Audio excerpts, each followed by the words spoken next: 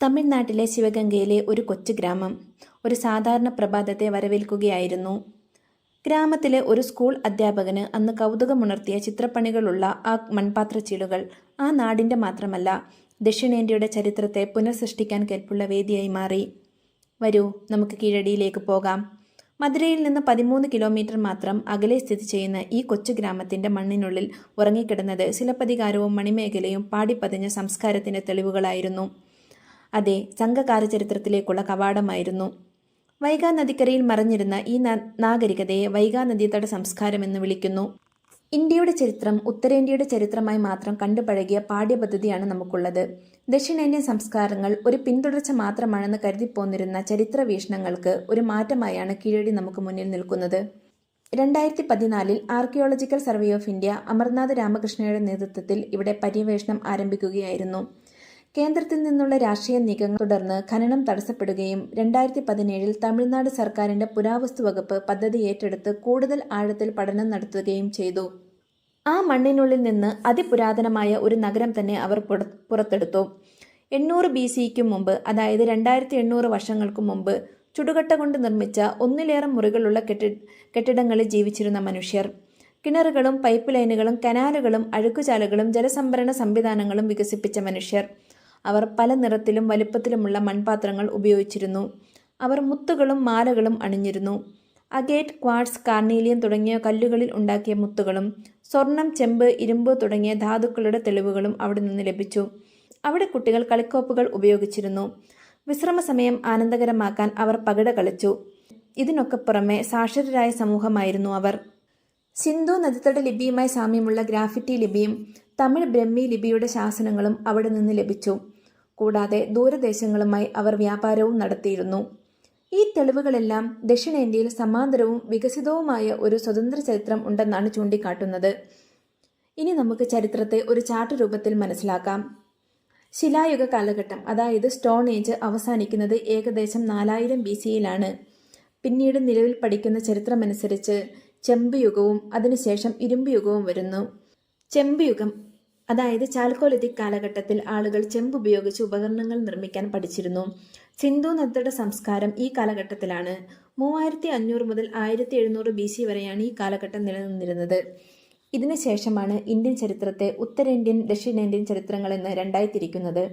ഇരുമ്പ് യുഗം തുടങ്ങുന്നത് ലേറ്റർ വേദിക് കാലഘട്ടത്തിലാണ്.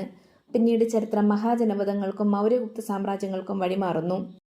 ഇനി ദക്ഷിണേന്ത്യൻ ചരിത്രത്തിലേക്ക് പോകാം. ദക്ഷിണേന്ത്യയിൽ കുറച്ച് മെഗാലിത്ത് സൈറ്റുകൾ കഴിഞ്ഞാൽ സംഘകാല ചരിത്രം 300 BC മുതൽ 300 CE വരെയാണ് കണക്കാക്കിയിരുന്നത്. എന്നാൽ കാലടിയിൽ 800 BC വരെയുള്ള തെളിവുകൾ വെറും 10% ഏരിയ പര്യവേഷണം നടത്തുന്നതിനുള്ളിൽ ലഭിച്ചിരുന്നു. ഇത് സംഘകാലത്തെ 300 BCയിൽ നിന്ന് 800 BC വരെയെങ്കിലും പഴക്കമുള്ളതാക്കുകയും വേദകാലഘട്ടത്തിന് സമാന്തരമായ കാലഘട്ടമാക്കുകയും ചെയ്തു. ഇന്ത്യൻ സാഹിത്യത്തിൻ്റെയും താത്വിക ചിന്തയുടെയും സുവർണ യുഗമായാണ് വേദകാലഘട്ടത്തെ കണക്കാക്കുന്നത്. എന്നാൽ സാമൂഹിക അസമത്വത്തിൻ്റെയും തൊഴിൽ, ജാതി, വർണ്ണവ്യവസ്ഥയുടെയും വിത്തുകൾ ഇന്ത്യൻ സമൂഹത്തിൽ ഈ കാലഘട്ടം പാകിയപ്പോൾ ഇവിടെ ഈ തെക്കേ കോണിൽ വർണ്ണവ്യവസ്ഥയുടെയോ ജാതി വ്യവസ്ഥയുടെയോ ഒരു തെളിവുകളും ലഭിക്കാത്ത ആധുനികമായ ഒരു സമൂഹം നിലനിന്നിരുന്നു. ഇത് വിരൽ ചൂണ്ടുന്നത് വ്യത്യസ്തമായ സ്വതന്ത്രമായ ഒരു നാഗരികതയാണ് ഇവിടെ വളർന്നു വന്നത് എന്നു തന്നെയാണ്. ഇത് കൂടാതെ തന്നെ തമിഴ്നാട്ടിൽ ഒട്ടനവധി ആർക്കിയോളജിക്കൽ സൈറ്റ്സ് ഉണ്ട്. ഇതിൽ പ്രധാനപ്പെട്ട ഒന്നാണ് അടിച്ചനെല്ലൂർ. തൂത്തുക്കുടി ജില്ലയിലെ താമരവർണി നദിക്കരയിൽ സ്ഥിതി ചെയ്യുന്ന ഈ സൈറ്റിൽ 1500 BC, അതായത് 3525 വർഷം പഴക്കമുള്ള ബറിയൽ എവിഡൻസ് ലഭിച്ചിട്ടുണ്ട്. മറ്റൊരു ആർക്കിയോളജിക്കൽ സൈറ്റാണ് മയിലാടുംപാറ. തേനി ജില്ലയിലെ വരാഹ നദിക്കരയിലുള്ള ഈ സ്ഥലത്ത് നിന്ന് 2172 BC പഴക്കമുള്ള ഇരുമ്പുരുക്ക് വ്യവസായത്തിൻ്റെ അവശേഷിപ്പുകൾ കിട്ടിയിട്ടുണ്ട്. തൂത്തുക്കുടി ജില്ലയിലെ വളരെ അധികം പ്രാധാന്യമുള്ള മറ്റൊരു സൈറ്റാണ് ശിവകലൈ. 3345 BC, അതായത് 5300 വർഷത്തിലേറെ പഴക്കമുള്ള ഇരുമ്പ് നിർമ്മാണത്തിൻ്റെ സൂചനകൾ ഇവിടെ നിന്ന് ലഭിച്ചിട്ടുണ്ട്. ഇവയെല്ലാം ഇന്ത്യൻ ചരിത്രപരമായി മാത്രമല്ല ആഗോള പ്രാധാന്യം ഉള്ള ഇടങ്ങളാണ്. ലോകത്തിൽ തന്നെ ഇരുമ്പ് ആദ്യമായി ഉൽപ്പാദിപ്പിച്ചു എന്ന് കരുതുന്നത് മെഡിറ്ററേനിയൻ പ്രദേശത്തിലെ ഹിറ്റൈറ്റ് സിവിലൈസേഷനാണ്. അവർ ഇരുമ്പ് ഖനനം ചെയ്ത് ഉരുക്കി പലതരം ആയുധങ്ങൾ നിർമ്മിച്ചിരുന്നു. ഇത് ഏകദേശം 1380 BCയിലാണ്.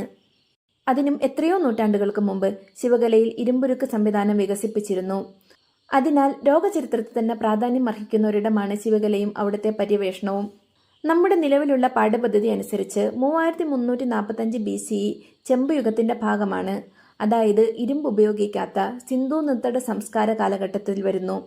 എന്നാൽ ഇതേ സമയം ദക്ഷിണേന്ത്യയിലെ ശിവകലൈ, മയിലാടുംപാറ തുടങ്ങിയ ഇടങ്ങളിൽ ഇരുമ്പുരുക്ക് സംവിധാനങ്ങൾ വികസിപ്പിച്ചിരുന്നത് നാം പഠിച്ചു വരുന്ന ഇന്ത്യൻ ചരിത്രത്തിന്റെ ടൈം ലൈനുകളിൽ തിരുത്തലുകൾ വരുത്താൻ കെൽപ്പുള്ളതാണ്.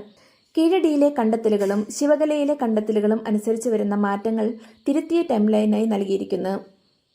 ഇതനുസരിച്ച് ഉത്തരേന്ത്യയിൽ ചെമ്പ് യുഗം പുരോഗമിച്ചപ്പോൾ ദക്ഷിണേന്ത്യ ഇരുമ്പ് യുഗത്തിലായിരുന്നു. അതിന് ഭൂമിശാസ്ത്രപരമായ കാരണങ്ങളുമുണ്ട്. ഇന്ത്യയുടെ വടക്കേ ഭാഗത്ത് ചെമ്പ് നിക്ഷേപങ്ങൾ വളരെ കൂടുതലായിരുന്നതുകൊണ്ട് ആ കാലഘട്ടത്തിലെ ജനത അത് മനസ്സിലാക്കുകയും ഉപയോഗിക്കുകയും ചെയ്തു. ഇവിടെ തെക്കേ ഭാഗത്ത് ഇരുമ്പ് ധാതുക്കളുടെ ലഭ്യത അധികമായതിനാൽ ഈ ജനത അവയുടെ ലഭ്യത ഉപയോഗിച്ചു തുടങ്ങി. എന്നാൽ പൊളിറ്റിക്കൽ ഈഗോയുടെയും ഉത്തര ദക്ഷിണ വിഭാഗീയതയുടെയും ഭാഗമായി ഇവിടെ ഗവേഷണത്തിന് ഫണ്ടിന്റെ അപര്യാപ്തതയും ഉദ്യോഗസ്ഥരുടെയും പ്രൊജക്ട് ഓഫീസേഴ്സിന്റെയും ഇടയ്ക്കിടെയുള്ള സ്ഥാനമാറ്റങ്ങളും പഠനത്തിന്റെ തുടർച്ചയും ആഴവും നഷ്ടപ്പെടുത്തുന്നു. ഡോക്ടർ കെ അമർനാഥ് രാമകൃഷ്ണ കീഴടി പര്യവേഷണത്തെ പറ്റിയുള്ള കണ്ടുപിടുത്തങ്ങൾ ഒരു 982 പേജ് റിപ്പോർട്ടായി ആർക്കിയോളജിക്കൽ സർവേ ഓഫ് ഇന്ത്യക്ക് 2023 അയക്കുകയും എന്നാൽ അതിലെ ടൈം ലൈനുകൾ തിരുത്തലുകൾ ആവശ്യപ്പെട്ട് 2025 മെയ്യിൽ റിപ്പോർട്ട് മടക്കി വരികയും ചെയ്തു. ഇതിനെ തുടർന്ന് അദ്ദേഹം AMS കാർബൺ ഡേറ്റിംഗ് വഴി കണ്ടെത്തിയ ഏജ് വളരെ കൃത്യമാണെന്ന് വ്യക്തമാക്കുകയും ചെയ്തു. ഈ നിലപാടിന് ശേഷം അദ്ദേഹത്തെ ASI ഡയറക്ടർ സ്ഥാനത്ത് നിന്ന് മാറ്റുകയാണ് ഉണ്ടായത്. അതിനെതിരെ പല രാഷ്ട്രീയ പ്രതികരണങ്ങളും വിമർശനങ്ങളും തമിഴ്നാടിന്റെ ഭാഗത്തു നിന്നും ഉണ്ടായിരുന്നു.